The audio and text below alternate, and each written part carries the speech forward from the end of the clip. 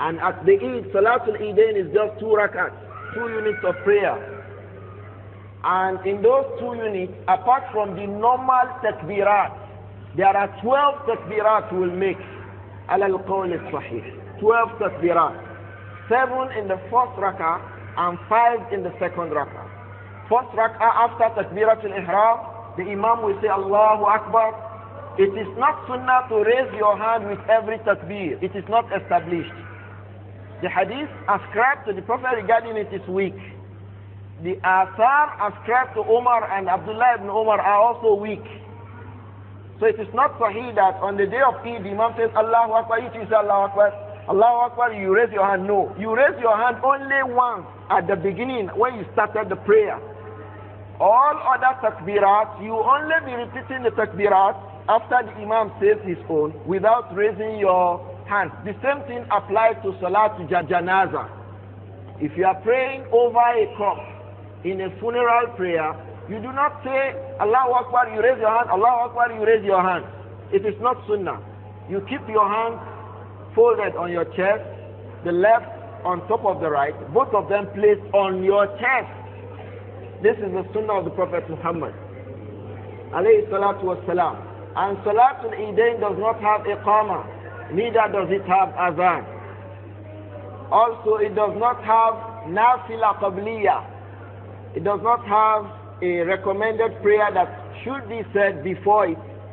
Neither does it have anyone to be said after it.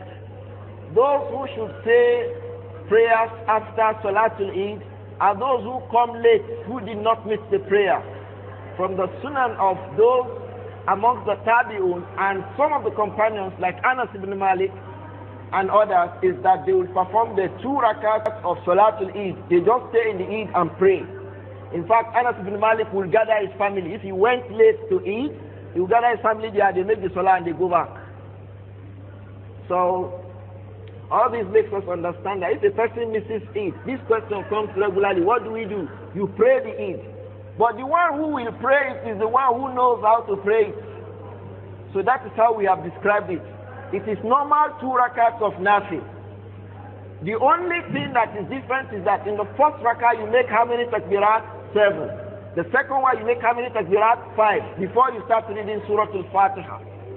And from the sunnah is to recite Al-A'la in the first rak'ah and Al-Ghashiyah in the second rak'ah. There are other surah, but I think it is easy for everybody. So these are some of the things we can remember about Salatul Eid. Then after Eid, it is sunnah to wait for the sermon of the Imam. But usually many of the people will be rushing home to slaughter their rams.